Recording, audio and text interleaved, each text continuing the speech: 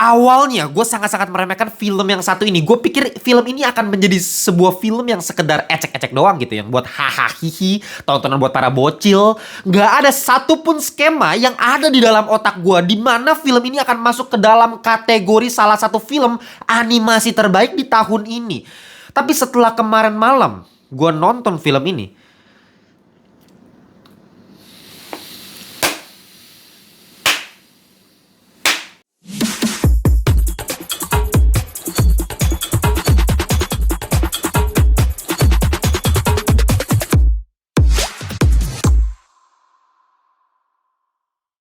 welcome back to Ngelantur Indonesia, gue nonton skip belum. Jangan lupa kalian semua bersama host kalian, Timothy Fidealo. Kita masuk di segmen review.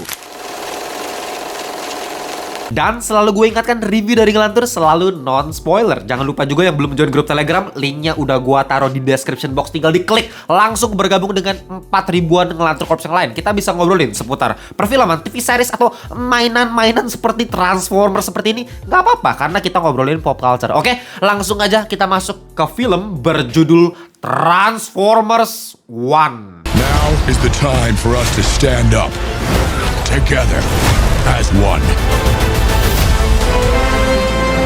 Ya, kalau misalnya kita ngomongin franchise Transformers, yang selalu teringat pertama kali di otak kita adalah pertarungan antara Autobots melawan Decepticon, di mana kedua kelompok ini selalu bertarung satu sama lain, di mana Optimus Prime mewakili Autobots dan Megatron mewakili Decepticon. Dan kedua karakter ini selalu bisa kita anggap sebagai salah satu rivalitas paling ikonik dalam dunia pop culture gitu. Ya gimana enggak? 5 film Transformers live action dari Michael Bay yang udah paling terkenal itu ya, 5-5-nya selalu melibatkan Optimus Prime dengan Megatron. Meskipun kalau misalnya di film The Last Knight, Megatron gak jadi villain utamanya sih, tapi ya mayoritas selalu konfliknya mengenai kedua karakter dengan kedua kelompok Autobots dan Decepticon. Dan selalu itu aja yang dibawa, konfliknya itu lagi, dan itu menyebabkan film Transformers makin lama makin sampah, karena makin basi gitu, makin bosen konfliknya begitu lagi, ada Megatron lagi gitu. Sekalinya mau dibuat berbeda dengan masukin unsur medieval ke dalam ceritanya, malah jadi sampah mampus Mamma Mia Lesato gitu. Cuma dengan adanya sebuah reboot, bisa dibilang ya, ceritanya dibuat lebih baru lagi dengan karakter-karakter yang jauh lebih fresh. Ada film Bumblebee tahun 2018, dan tahun kemarin gue udah pernah bahas juga Transformers Rise of the Beast. Dan ini menandakan ya di reboot gitu franchise-nya. Apalagi di endingnya Rise of the Beast, kita juga tahu nanti bakal ada crossover antara Transformers dengan G.I. Joe yang membuat ceritanya jadi jauh lebih luas, jauh lebih ke-expand gitu. Nah, termasuk salah satunya adalah film Transformers One ini. Meskipun ini animasi, tapi ini membawa cerita yang jauh lebih fresh yang nggak pernah kita temuin di film-film Transformers sebelumnya, yaitu menceritakan 3 miliar tahun sebelum film-film Transformers live action yang kita udah pernah lihat, yang dimana Transformers masuk ke bumi gitu. Nah, ini nggak melibatkan manusia sama sekali, ini masih berada di planet Cybertron yang belum hancur. 3 miliar tahun ini masih lama banget. Dan tentu saja yang jadi jualan utama dari film ini adalah origin story dari rivalitas abadi antara Optimus Prime dan Megatron, dimana ternyata mereka dulunya adalah temenan. Dan itu selalu akan menjadi sebuah premis yang sangat-sangat menarik. Kenapa? Karena memang ada perpecahan yang terjadi di situ. Ada kedalaman emosi yang bisa kita lihat gitu. Kita kepo, kita pengen tahu kenapa dua sahabat yang harusnya dekat ini menjadi rival yang bener-bener musuhan, berantem terus gitu. We were brothers once. Kita udah beberapa kali ngelihat contoh-contoh di franchise-franchise lain di mana menceritakan hal yang serupa gitu, premis di mana seorang hero dengan seorang villain yang dulunya temenan. Contoh misalnya kayak Eric Lancer sama Charles Xavier gitu, Profesor X dengan Magneto. Kita bisa lihat di X-Men First Class gimana origin story di antara mereka berdua. Kenapa mereka bisa menjadi salah satu rival yang paling ikonik dalam komik Marvel. Itu akan menjadi menarik gitu. Makanya gue demen banget nonton X-Men First Class. Atau misalnya Musa dengan Ramses II, gimana kedua karakter ini bisa terpecah meskipun mereka sama-sama anak dari Firaun. Yang satu anak asli, yang satu anak angkat. Yang satu jadi hero-nya, jadi nabi. Yang satu jadi Firaun, jadi villain-nya. Itu selalu menarik. Kita bisa nonton di film Prince of Egypt. Bahkan salah satu rivalitas yang paling ikonik juga, Peter Pan dengan Captain Hook. Itu diceritakan gimana caranya mereka bisa berteman di film Pan tahun 2015. Meskipun itu filmnya sampah mampus Mamma Mia satu juga tuh.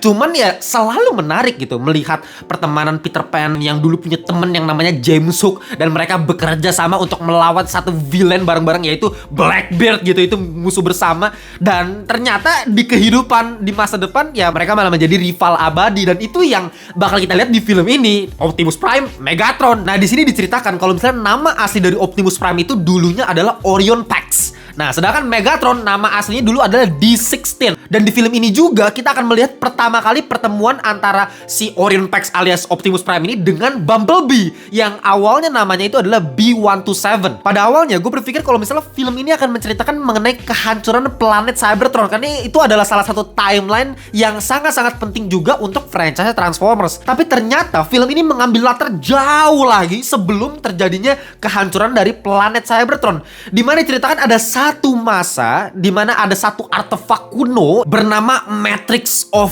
Leadership, di mana artefak inilah yang membuat planet Cybertron bisa kaya akan energon, bukan energen ya, energon gitu. Nah, energon ini adalah sumber daya energi buat para Transformers. Nah, di sini juga diceritakan kalau misalnya ada yang namanya miners atau penambang yang selalu menambang energon dari planet Cybertron. Nah, di film ini kedua bestie tersebut menemukan sebuah pesan singkat dari masa lalu yang sangat-sangat misterius, di mana itu ngelit mereka ke sebuah rahasia kenapa Matrix of Leadership bisa hilang dari planet Cybertron, di mana fakta dan sejarah yang selama ini mereka tahu, semua pengetahuan yang mereka miliki itu semuanya hanya penipuan belaka, semuanya diputar-balikan, dan itu adalah sebuah plot twist yang menurut gue cukup menarik meskipun bisa ketebak sih dari awal gitu. Gue yakin kalian yang udah sering nonton film model beginian, template-nya menurut gue standar aja, villainnya kalian harusnya udah bisa tebak dari awal sebenarnya siapa. Cuma ya memang karena ini film buat semua umur, buat anak-anak juga bisa tonton, gue yakin anak-anak yang nonton film ini bakal mind blowing gitu, bakal terkejut gitu ngelihat plot twistnya. Ya menurut gue ini film yang memang buat semua umur bisa menikmati lah. Tapi balik lagi, menurut gue film ini emang bukan jualan di plot twistnya, tapi memang jualan di pembelajaran karakternya, karena memang ini menceritakan origin story dari sebuah rivalitas abadi Optimus Prime dengan Megatron kan. Nah, pembelajaran karakter antara mereka berdua ini yang memang menurut gue sangat-sangat bagus untuk anak-anak juga gitu ya. Anak-anak bisa belajar filosofi sederhana dari film ini, di mana ada dua filosofi atau dua ideologi yang ditabrakan gitu ya antar dua sahabat, si Orion Pax sama si D16 ini kan. Si Orion Pax orang yang selalu mendobrak aturan gitu, selalu mengabaikan peraturan, tapi dia selalu mau nyelamatin temennya, dia selalu mencari kebebasan. Lu bayangin aja, dia seorang miners, penambang yang gak punya roda gigi, dia gak bisa transform, tapi dia nekat ikut Iacon 5000 yang merupakan sebuah perlombaan balapan antara para Transformers gitu, yang ngikutin Transformers yang bisa berubah semua. Sedangkan nih orang miners doang nih, si Orion Pax ini, tapi dia nekat masuk gitu karena dia selalu mencoba mendobrak aturan gitu. Untuk apa? Untuk mencapai harapan. Dia selalu punya hope. Itulah karakternya si Orion Pax. Sedangkan di sisi yang lain, temennya yang namanya D16 alias Megatron ini selalu stick to the rules gitu, stick dengan peraturan yang ada. Bahkan ketika mereka hampir berhasil menang di Iacon 5000, si D16 ini sampai ngomong, ya harusnya gue gak ngikutin lu, harusnya gue tetap ikut dengan peraturan yang ada. Kalau kayak gini kan gue bisa turun jabatan. Dia selalu mau ikut peraturan, dan itu adalah pembelajaran karakter yang menarik dari dua ideologis yang ditabrakan di film ini. Cuma yang sangat gue sayangkan dari film ini adalah progres karakter development dari si Megatron alias D16 ini, dimana D16 yang awalnya selalu taat peraturan gitu ya. Nah, di sini nanti di akhir film tuh tiba-tiba memang dirubah gitu karakternya, dari yang setupnya selalu taat peraturan, selalu terkekang gitu secara ideologis, tapi di akhir somehow berubah tiba-tiba menjadi seorang pemimpin tirani yang kayak gak di setup sebelumnya gitu. Progres karakternya tuh gak jelas. Transisi karakter D16 yang awalnya sahabatan baik banget nih, kayaknya nih temenan deket sama si Orion Pax gitu ya, tiba-tiba bisa berubah di bagian akhir tuh masih kurang smooth ya, logiknya masih kurang dapet sih gue. Apalagi ada satu adegan yang menurut gue persis banget ada di film X-Men First Class, sumpah, antara Profesor X dengan Charles Xavier di sebuah pantai. Kalau kalian ingat adegannya silahkan ditonton ya, itu adegannya mirip banget ada di situ. Cuma bedanya di Transformers One ini, apa yang dilakukan sama D16 ini sangat-sangat gak natural, sangat-sangat melawan logika. Sedangkan kalau di X-Men First Class, apa yang dilakukan Eric Lancer di situ, yang masih merupakan sahabatnya si Charles Xavier, itu sangat-sangat realistis gitu. Gue sangat-sangat memahami dinamika karakternya si Eric Lancer tuh ketika dia punya dendam lah. Ya memang di dendam itu kan selalu menjadi cikal bakal dari seorang villain kan, kayak Anakin. Oh, dia dendam, dia marah, dia benci, makanya jadi Darth Vader gitu kan. Ya selalu seperti itulah template seorang villain. Cuma yang perlu kita pelajari di sini adalah perubahannya seperti apa. Template-nya udah bener nih, tapi perubahannya kan harus bertahap ya, nggak langsung tiba-tiba jadi jahat banget. Nah di sini ada satu karakter yang persis banget sama X-Men First Class, tapi hasilnya beda banget menurut gue. Kenapa Megatron tiba-tiba jadi jahat kayak begitu? Itu terlalu kontras sih menurut gue. Dan gak cuma si Megatron, ada satu karakter juga yang namanya Elita yang awalnya benci banget sama Oren Pax. Dia selalu menganggap Oren Pax ini selalu bawa sial gitu ya. Tapi somehow gitu di bagian pertengahan film dia berubah 180 derajat, malah jadi bawahannya si Oren Pax gitu. Malah dia jadi kayak respect mampus sama Oren Pax. Kayak menurut gua lagi-lagi development karakter tuh kurang jelas. Atau misalnya ada satu karakter si salah satu Prime yang namanya Alpha Trion. Kenapa dia tiba-tiba aja gitu baru ketemu robot yang dia nggak kenal sebelumnya langsung dikasih roda gigi dan langsung dia percayain gitu. Kayak menurut gua semua terlalu plot instan yang ada di film ini, dan itu semua menurut gua terjadi karena apa? Pacingnya. Jadi satu-satunya kelemahan paling fatal dari film ini menurut gue pacing gitu, dimana terlalu cepat gitu, makanya development karakternya jadi kurang jelas, terlalu serba instan, dan akibatnya momen-momen yang harusnya bisa dibikin tegang dan badass jadi kurang berasa juga, jadi kayak kurang film yang serius gitu. Kayak contohnya misalnya ada tempat mining nih, ledak dar itu cepet banget, itu kayaknya nggak nyampe 1 menit udah ledak-ledak. Harusnya kan kalau mau dibikin pacing lambat, mulai dari bom ting terus close up dulu ke mata dulu, itu kan lebih nambah tegang gitu loh. Nah itu kan maksudnya film yang serius seperti itu yang gua maksud gitu. Cuman mungkin karena memang ini film yang buat anak-anak yang ya udahlah kita bikin ranahnya lebih ke popcorn movie yang buat ringan aja, nge-light aja, ya udah yang penting fase cepat, ringkas, padat, jelas gitu. Ya balik lagi, tergantung kita mau lihat film ini dari sudut pandang yang mana nih, sebagai film popcorn movie atau film yang serius gitu. Karena menurutku sebenarnya ini film berpotensi untuk menjadi film yang serius gitu, kandidat calon Oscar film Best Animated. Menurut gue sangat-sangat berpotensi kalau secara pacing diperhatikan lagi gitu, dimatengin lagi, dibikin lebih serius lagi. Soalnya secara pendalaman karakternya gue bisa terhanyut ke dalam penceritaannya, meskipun ini film anak-anak gitu. Artinya ini punya potensi ke arah sana. Cuman mungkin memang secara eksekusi lagi-lagi dibikin seringkas mungkin, penceritaannya dibikin sesistematis mungkin. Udah yang penting jelas, seru, fun-fun aja lah gitu. Ya kalau misalnya kita ngomongin secara visual mah gue gak ada masalah sama sekali. Meskipun pada awalnya gue agak skeptis karena gue awalnya gak terlalu suka, sempat lihat sekilas sih trailernya gitu ya, cuma sekilas doang, dan gue kayak ya ini kayak buat anak-anak banget gitu, kayak cartoonish banget, klasik banget gitu. Tapi ya kalau misalnya kalian nonton di bioskop dengan layar yang besar, menurut gua ini jauh dari kata film anak-anak, karena secara tekstur itu luar biasa menurut gua, detail logamnya, karatnya itu berasa, dan itu menurut gua menjadi salah satu pembeda gitu. Ini film anak-anak atau film serius gitu. Nah film serius ya itu diperhatikan secara detail, lu perhatiin deh dari karatannya, warna, lighting, pencahayaan dari mana gitu, sinematografi, pergerakan kamera, actionnya tuh bener-bener kayak live action gitu, bisa 360 gitu, arc shot, tracking, transformasi robot jadi alat kendaraannya seperti apa, dan itu detailnya juga menurut gue perhatiin sekecil mungkin, sedetail mungkin, itu halus ya, smooth banget animasinya, dan secara sound design-nya juga sangat-sangat mendukung. Musiknya juga asik banget, ada beberapa beat yang sangat-sangat menunjang action yang ada di film ini, dan secara muka pun yang awalnya gue paling concern gitu, yang paling gue kenapa sih mukanya dibikin gini ya, kayak film Transformers di movie tahun 1986. Kalau kalian pernah nonton, itu film animasi ya, Transformers klasik gitu ya, yang mukanya tuh mulutnya bisa gerak gitu ya, yang matanya tuh mukanya tuh human banget, humanoid banget, beda sama Michael Bay yang bener-bener udah robotik banget gitu kan, itu lebih modern punya. Tapi ya ketika balik ke versi klasik seperti ini, ya ada sisi positifnya juga, dimana kita bisa ngerasain emosi dari setiap karakter Transformers ini gitu. Mereka ketawa, mereka marah, mereka sedih, hilang harapan, itu semua kita bisa lihat dari muka-muka yang ada di film ini. Dan itu juga yang membuat sisi komedi dari film ini begitu fresh. Ini juga yang paling gue kagetin. Gue suka banget men sama komedi-komedinya. Gue berkali-kali dibikin ngakak. Menurut gue setiap komedi yang ada di film ini on point, semuanya bener-bener bekerja. Cuman ada satu yang gue inget itu gagal gitu ya, jokesnya, yang pengen seolah-olah dibuat lucu tapi gue kurang masuk. Itu cuma satu doang yang paling gue inget. These are not the bad guys. Why did you cut the door? What? No, it was already like that. Right?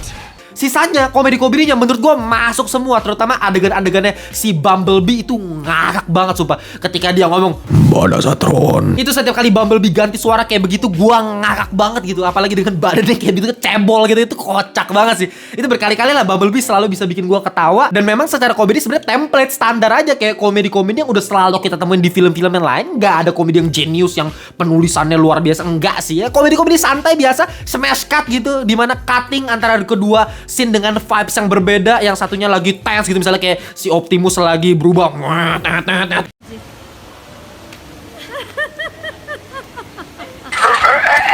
seolah-olah dibikin close up, terus tiba-tiba kita bikin ke wide angle, musiknya diheningin, terus dia jalan gitu.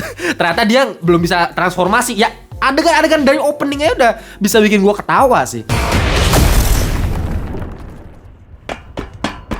Dan ngomong-ngomong masalah voice actornya di film ini, menurut gue ya so-so lah. Oke, ada yang gagal, ada yang bagus ya. Contohnya yang gagal menurut gue kayak Megatron. Awalnya gue sama sekali nggak ngira si D16 ini adalah Megatron karena suaranya, bos. Suaranya menurut gue ini suara pemeran komedi. Awalnya gue nggak tahu ya voice actornya siapa, dan dari awal juga kayaknya menurut gue ini nggak cocok banget nih jadi Megatron. Ketika dia berubah pelan-pelan jadi jahat gitu, kerasa perubahannya. Tapi suaranya kayak begitu, gue ngerasa nggak klop aja sih antara pemerannya sama karakter Megatron gitu. Ya, pas gue cek siapa, ternyata si Brian Tyree Henry anjing.